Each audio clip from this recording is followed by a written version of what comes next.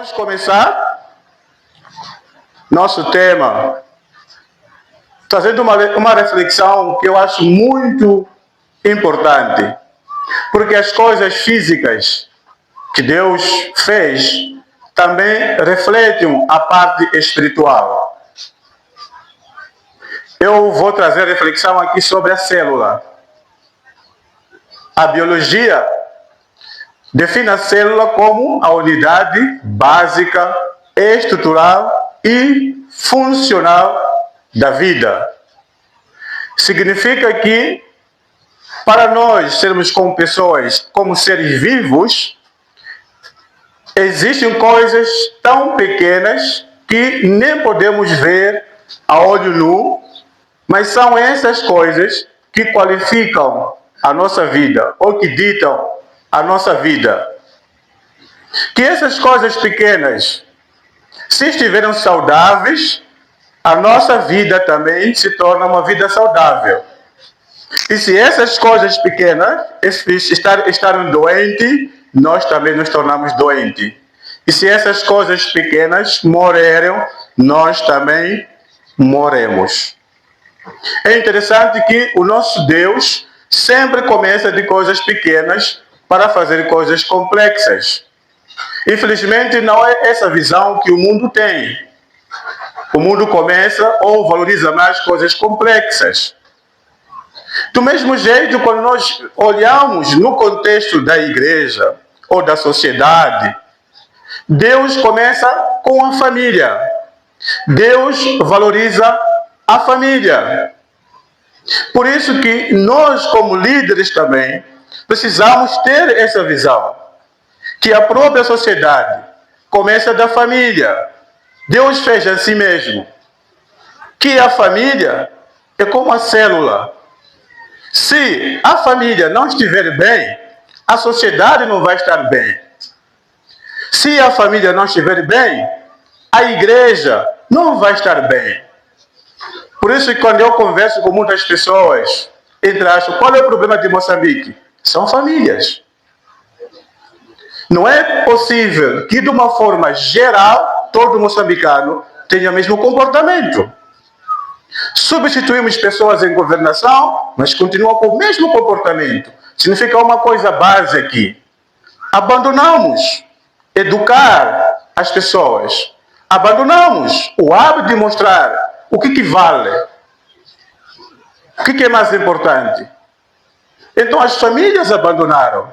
O mundo está mais preocupado com coisas grandes e esqueceu que a coisa base começa lá na família, como também o nosso organismo começa com as células. E ao trazer esse tema, o desejo é de fazer com que os líderes reflitam o que Deus aqui está a dizer. Se Deus traz aqui o assunto de família como parte de qualificação, é porque Deus realmente ele sabe que começando de coisa pequena, estará apto para cuidar de coisa grande. Então, olhando aqui no nosso primeiro ponto, nos mostra claramente que Deus nos obriga. Deus nos obriga, Ele nos está a pedir que o líder primeiro cuide da sua família. Por isso aí diz que deve cuidar primeiro da sua própria família. E aqui é uma palavra muito importante, é a palavra própria. O que quero dizer a palavra própria? Significa que a família pertence ao líder. Pastores aqui, temos que entender, a única propriedade que nós temos é a família e não a igreja de Cristo. É bem possível que eu não cuide da igreja, mas nunca da família. Se eu deixar de cuidar da igreja, Deus nunca vai me cobrar. Mas se eu deixar de cuidar da minha família, Deus vai me cobrar. Porque é própria. Deus me concedeu. Ele, Deus, é que decidiu, vou dar esta família para ele. Por isso que é própria. Infelizmente, muitos de nós, os líderes, olhamos a igreja como nossa, própria. E mesmo que as pessoas reclamem, até cheguem a decidir que devemos deixar o ministério, nós combatemos essas pessoas, porque queremos estar na liderança, porque achamos que é própria. Mas a Bíblia nos mostra o contrário. O que nos pertence não é a igreja. O que nos pertence é a família. Por isso que ali a palavra do Senhor nos diz que devemos cuidar, cada um cuide a sua própria família. Um puritano chamado Deodat Lawson, ele disse assim, que os filhos nascidos em nossa família são nascidos para Deus, Deus os estendeu para nós. Significa que Deus, ele nos entregou essas pessoas. E outro puritano disse assim, os pais devem dar conta das almas que pertencem à sua família. Nós perdemos sono pela igreja, nós ficamos tão preocupados pela igreja, mas tem algo que nos pertence, que é a família, que muitas das vezes nós negligenciamos. Então, como que nós fazemos isso? Como que nós podemos cuidar desta família? No mesmo versículo 3, nos diz que deve governar, eu vou usar mais o termo cuidar, não governar. Mas é a mesma coisa, mas eu prefiro mais cuidar. Né? Porque o termo governar muitas vezes é mal entendido. Vou preferir o termo cuidar. Deve cuidar bem a própria casa, mantendo. Essa palavra mantendo nos mostra uma ação contínua. Não de forma ocasional. Um mês que eu decido que esse mês aqui eu quero cuidar da minha família. Mas é uma ação contínua, de forma ativa. Todos os dias. Mantendo. Nos mostra uma ação contínua. Então, nós devemos cuidar da nossa família de forma contínua. Preocupação contínua com a nossa família. Mas também aqui é o inverso.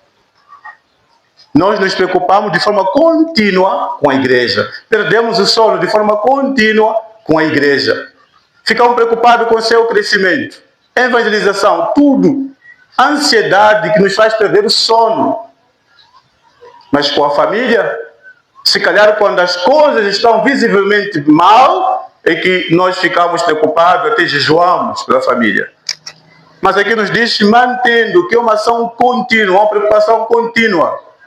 Aqui fico imaginando aqueles que são motoristas quando estão numa descida. Ele mantém o pé no travão continuamente. Ele não larga. Porque ele sabe, se largar, o que vai acontecer. É assim como que nós devemos ter na nossa mente. É essa preocupação. É esta ação contínua. Como líder, nós devemos ter. E nos diz que mantendo os filhos. Aqui outra coisa. Não filho e esposa. Mas aqui fala filhos. Eu vejo que aqui a governação dita aqui é em relação aos filhos. Não que nós não governamos nossas esposas. Mas a forma como governamos nossas esposas, ou cuidamos de nossas esposas e filhos, é diferente.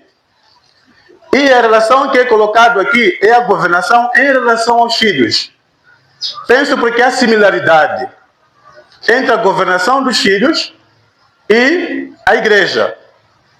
E é diferente como nós governamos nossa esposa.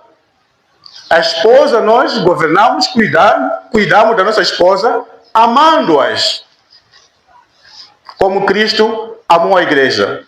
Mas os filhos não, é como Deus. Deus, em relação a nós, não como Cristo. Deus nos olha como filho, e quando nós falhamos, Ele nos dá chapada. Mas eu já não posso dar chapada à minha esposa. A governação da esposa é amorosa, companheira. Eu não obrigo minha esposa a se sujeitar a mim. Enquanto filho, eu faço isso. O que nos ensina aqui esse texto. A esposa é cuidada amorosamente. Ela é que deve se sujeitar. Amém?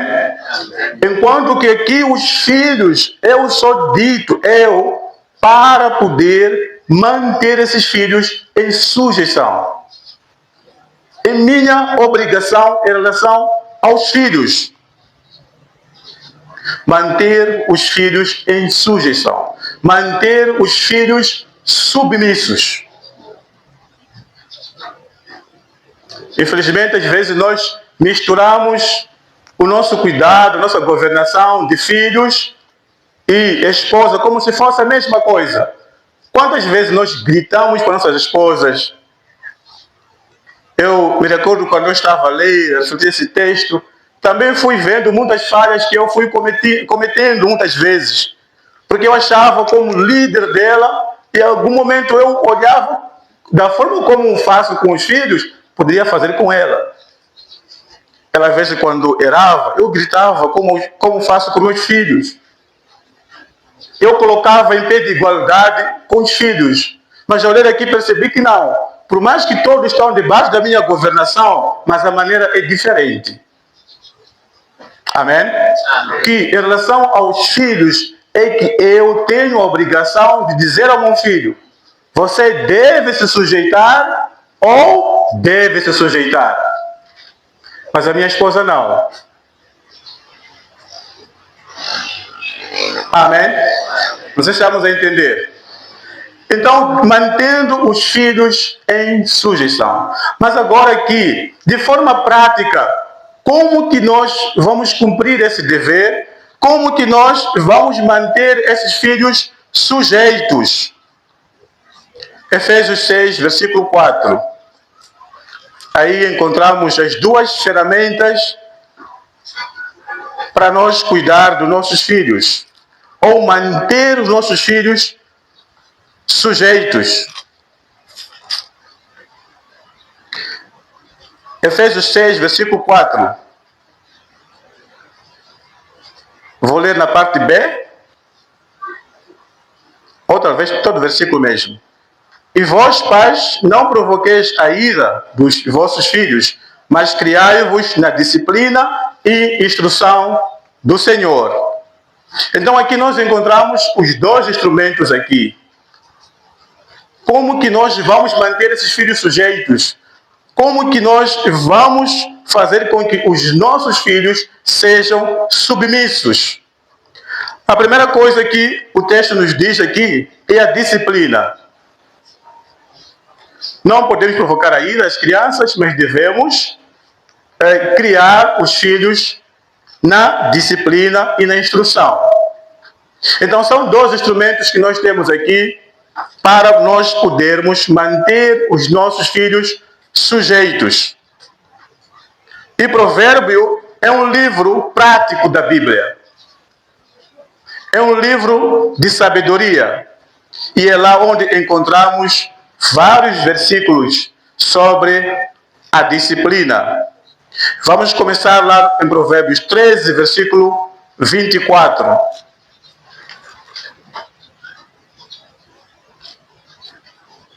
Alguém se encontrou, pode ler? 13, versículo 24.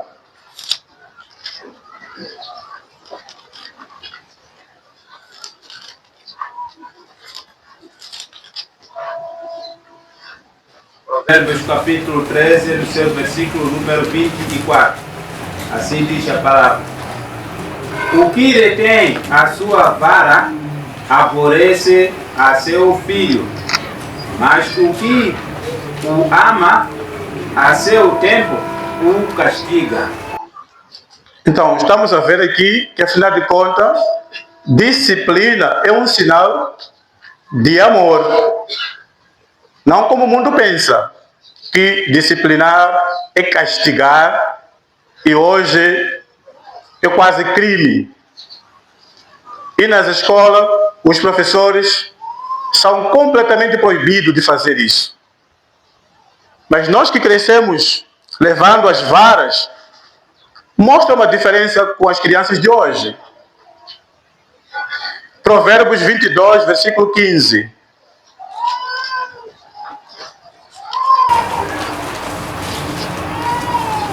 Versículo 15.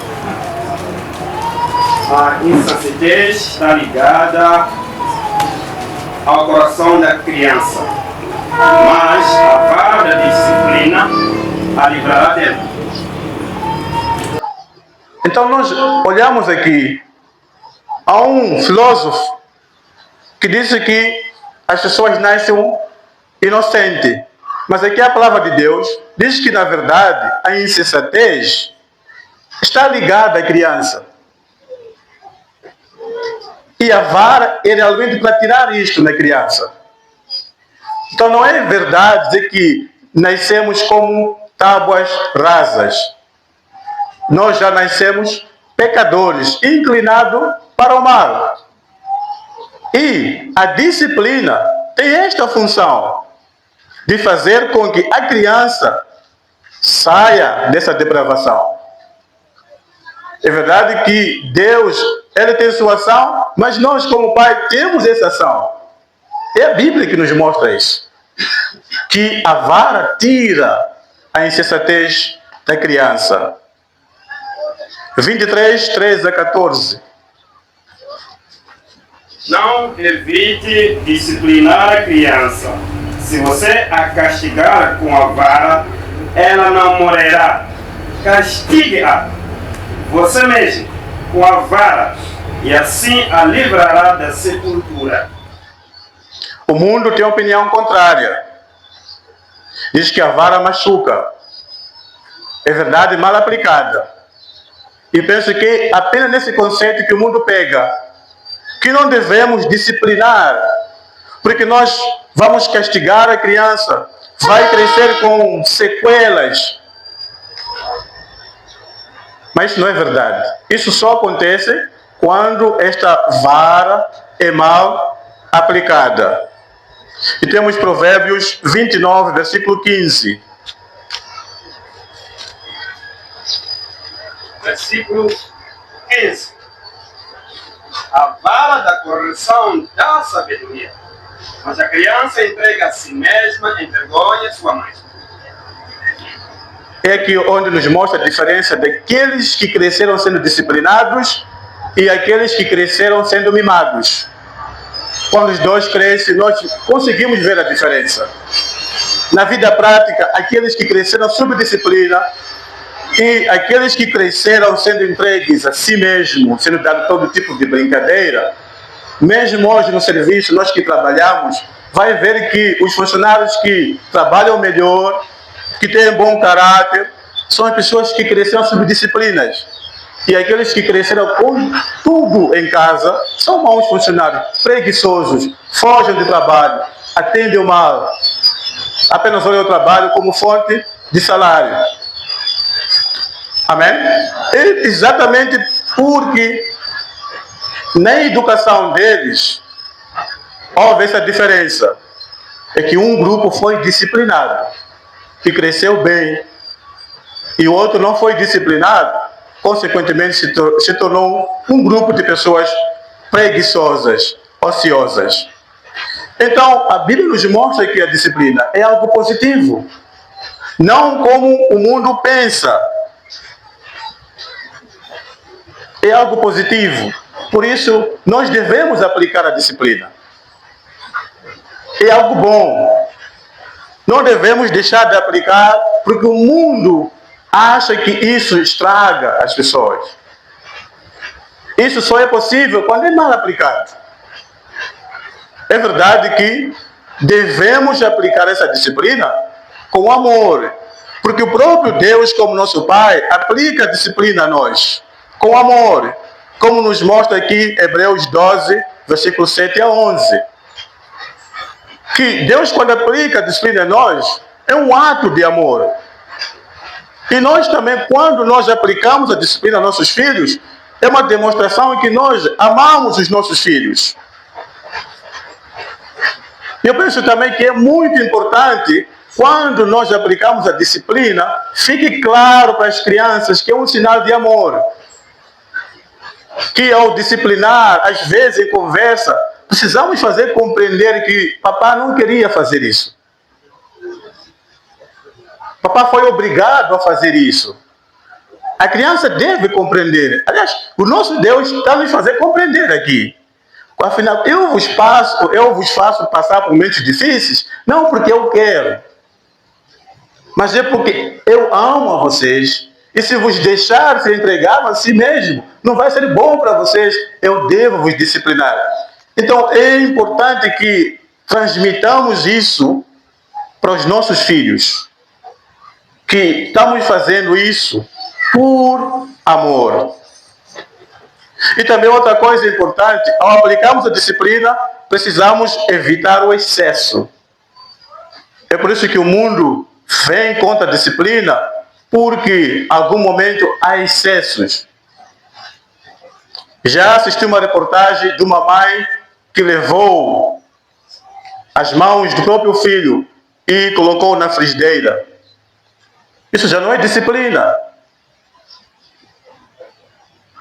Já não é disciplina. Alguém que pegou no filho, amarrou com fio e começou a chaboquear a criança. Isso já não é disciplina.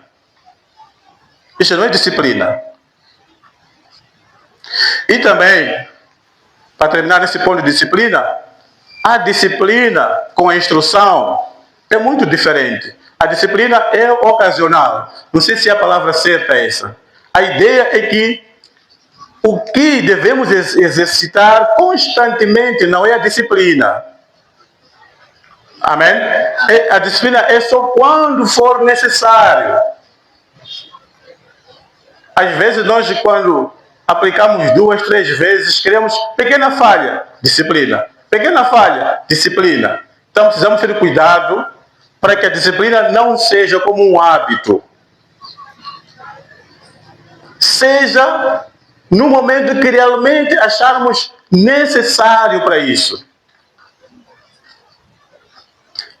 Amém. Então, o segundo ponto que nós temos aqui nos fala de disciplina, mas também nos fala de instruir as crianças. Podemos abrir lá Deuteronômio 6, versículo 6 até 9.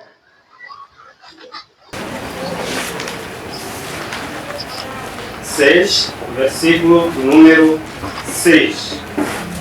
Que todas estas palavras que hoje lhe ordeno estejam em seu coração. Ensine-as com persistência a seus filhos.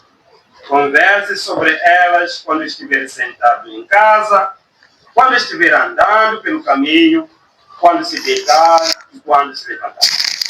Amarre-as como um sinal nos braços e prenda-as na testa.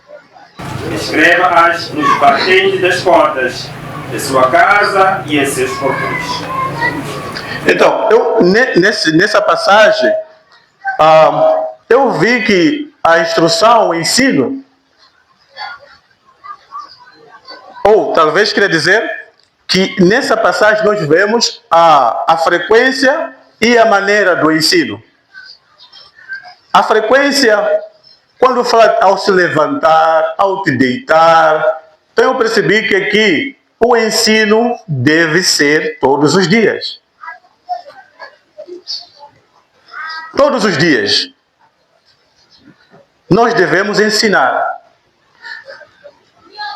E também nesse versículo, nessa passagem, vi as várias maneiras de ensinar.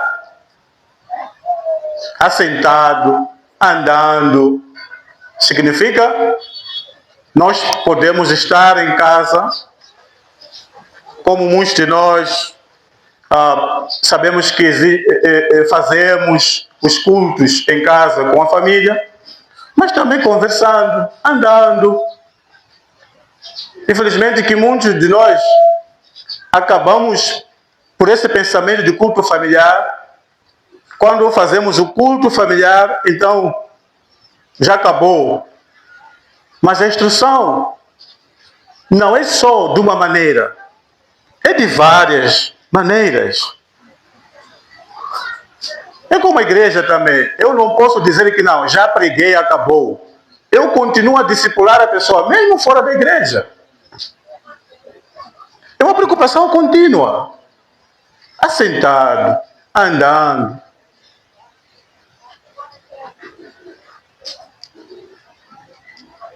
Precisamos ter cultos familiares. Mas não é só apenas isso. Precisamos conversar com nossos filhos. E nas conversas que descobrimos algumas coisas que não estão bem. Os puritanos, por exemplo, tinham o hábito de a criança, logo que saber ler e escrever, oferecer uma Bíblia. Começar a ler a Bíblia. É muito importante termos várias formas. Sermos amigos dos nossos filhos. É pela conversa que nós descobrimos realmente quem é a pessoa. Temos que ter o hábito de discipular a nossa família. E não pensar apenas por realizar o culto familiar. Então eu realizo o culto familiar. Não é isso. É uma das formas. E temos que aplicar as várias formas de instruir nossas famílias. Deve haver uma preocupação genuína por conversão dos nossos filhos. Amém? Amém. Pensarmos na eternidade dos nossos filhos. Eu penso, isso vai trazer em nós essa preocupação de usarmos todas as formas de instruir os nossos filhos no caminho do Senhor. Então temos o culto familiar, incentivamos nossos filhos a lerem uma Bíblia. Se temos filhos já crescidos, vamos oferecer uma Bíblia. Aprender a ler. Tem filhos de pastor que tem, se calhar, 20, já terminou a 12ª classe, mas nunca leu a Bíblia. Logo, no ensino primário, até se calhar apressamos isso, já que nossas escolas, a pessoa chega até 10ª, não sabe ler. Coloque esses que dão aulas particulares, que até 3ª classe já sabe ler, logo ofereça uma Bíblia. Para a criança começar a se relacionar com a palavra de Deus. Conversas informais, elas devem ser moldadas pela palavra de Deus. E outra coisa muito importante é o exemplo. É o exemplo. Se nós fazermos tudo isso, mas nós não vivemos o Evangelho, não vivemos a verdade, os nossos filhos não vão ser submissos. Eles não vão se sujeitar. O exemplo fala mais alto do que o próprio ensino. Eu estava lendo um livro que foi oferecido na escola sobre a espiritualidade, e o autor ele começa falando isso, que esses hábitos de vida devocional eu aprendi vendo meu pai. Se eu não tenho vida de oração, eu não medito na palavra de Deus, eu não trato bem a minha esposa, aquilo que eu falo, não é isso que eu faço lá em casa. Diz que a criança, ela aprende mais por aquilo que vem. Então nós vamos falhar nisso. Nós vamos falhar nisso. Precisamos ser exemplos. Precisamos ficar preocupados com que nossos filhos vejam a nossa devoção a Deus, a nossa entrega a Deus, nossas palavras sendo moldadas pela palavra de Deus. Porque muitas das vezes nós não somos isso. Nós somos pastores dentro da igreja. Quando saímos só falamos de negócio. Até há pastores que quando até crente chega em casa, pastor, tenho uma pergunta. Espera quando estivermos na igreja. quando estivermos no discipulado, ficamos completamente desligados da nossa relação com Deus. E nós devemos mostrar aquilo que nós falamos através do estilo da nossa vida.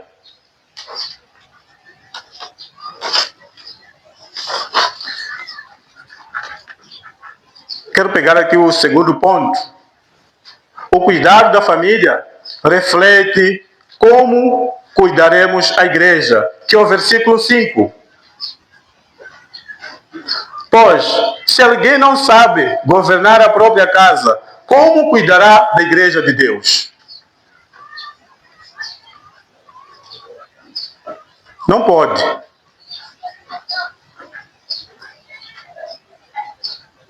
Significa que quem cuida bem da sua família está apto para cuidar da igreja. Por quê? Porque a lógica de Deus não é como a lógica do mundo. A lógica do mundo, quem cuida de coisas grandes está apto para coisas pequenas. Mas a lógica de Deus não. Quem é fiel no mínimo, será fiel no muito. Se você não é capaz de cuidar da sua própria família, como que vai conseguir cuidar da igreja? Se nós não conseguimos cuidar de 2, 3 filhos, não conseguimos com que eles se submetam, como que vamos conseguir 100 pessoas?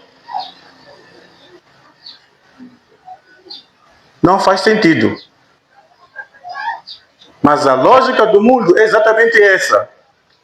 E acredito que muitos de nós estamos influenciados pela lógica do mundo. Porque eu me acho que eu sou melhor, porque eu prego bem. Eu acho que sou melhor, porque tenho tantas igrejas para cuidar. Eu acho que sou melhor, porque tenho uma igreja grande. E nós lutamos para ter igreja grande, fazer muitas coisas grandes, porque temos exatamente a ideia do mundo. Temos a ideia do mundo. Que fazendo coisas grandes, isso nos torna melhor.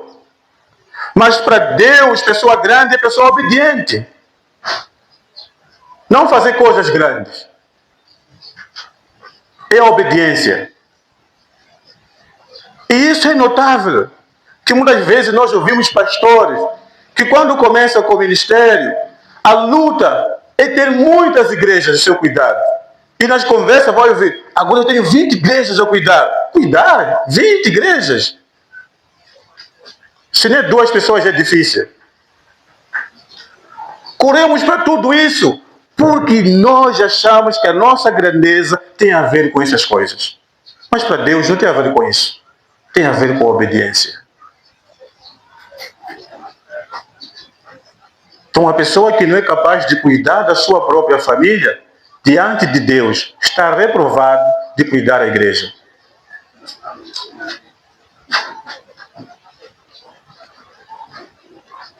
Essa é a lógica de Deus. Então, esqueçamos esse nosso orgulho de que aquilo que fazemos, que o mundo vem, isso nos torna, de fato, aceitáveis diante de Deus. E nós pensamos no dia do juízo, vamos chegar lá, oh Deus, eu trabalhei muito, evangelizei muito, Deus vai ficar a tua... Deixar você falar e depois no fim, a família que eu te dei,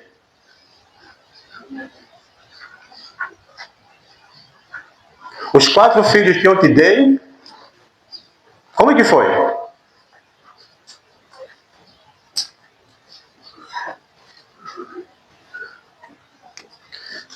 Eu quero ler aqui uma parte que eu tirei de um puritano chamado Richard Madden, sou bem em inglês, acho que é isso. Ele disse assim, ele imaginou os filhos no dia do julgamento. Os filhos no dia do juízo, dirigindo-se aos pais que negligenciaram o seu treinamento. Os filhos falando, tudo isso que sofremos é por causa de vocês. Deveriam ter nos ensinado as coisas de Deus. E não fizeram. Deveriam nos haver impedido de pecar e nos corrigido. e não o fizeram. Vocês foram o meio da nossa corrupção e culpabilidade original. E, no entanto, nunca demonstraram qualquer cuidado competente para podermos ser livres disto. Ai de nós que tivemos pais carnais, imprudentes, e ai de vocês, porque não tiveram mais compaixão e piedade para evitar a miséria externa de seus próprios filhos. E quero terminar com, resumidamente, 4 aplicações conclusivas sobre o que nós falamos aqui. Primeiro, a nossa primeira responsabilidade diante de Deus é cuidar da família antes da igreja. A família é prioritária aos olhos de Deus. Segundo, tiremos a ideia de pensar que se cuidarmos da igreja, Deus vai cuidar da família. Muitos se esforçam na obra de Deus pensando que Deus vai recompensar cuidando da sua família. Isso nunca vai acontecer. É nossa responsabilidade. Se queremos liderar bem a igreja, nós devemos priorizar o que Deus prioriza, que é a família.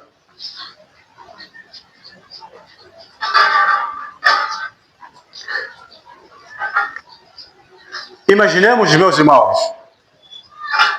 se Deus aparecesse em viva voz e falasse para nós: olha, eu não quero mais que você lidere a minha igreja. O que seria de nós? Muitos de nós, mas não, Deus, mas qual é o problema? Não, haveria muitos não, mas, porque muitas das vezes o nosso desejo de servir a Deus tem motivações geradas. Não é baseada na graça. A única coisa que deve nos motivar a servir a Deus é a graça dele. Por isso que muitas vezes também quando nós ouvimos algumas repreensões, e como esse texto nos fala, se não cuidarmos da família, não podemos cuidar da igreja, alguns, tudo bem, mas vou continuar. Mas perceba uma coisa, Deus nunca há de vir mais em viva voz, porque está a usar a minha voz para te falar: se você não cuida da família, está desqualificado. Ele está a usar a minha voz para falar para mim mesmo: se eu não me preocupar com isso, estou desqualificado. Então vamos pensar bem sobre isto. Por último, esse critério é muito importante também para avaliar os próximos líderes. Aqueles que nós queremos que ingressem no ministério. Devemos ver primeiro eles aplicando o cuidado às suas próprias famílias, liderando suas próprias famílias, sendo pastores para suas próprias famílias. Como puritanos falavam que a família é a pequena igreja, e a igreja é miniatura. É assim também que nós devemos olhar. Vamos orar.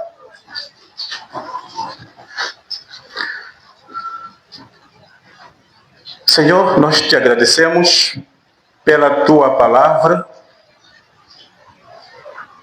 a palavra que nos exorta, a palavra que nos corrige, que nos repreende. Senhor, estou certo de que nós não temos cuidado como devemos cuidar das nossas famílias.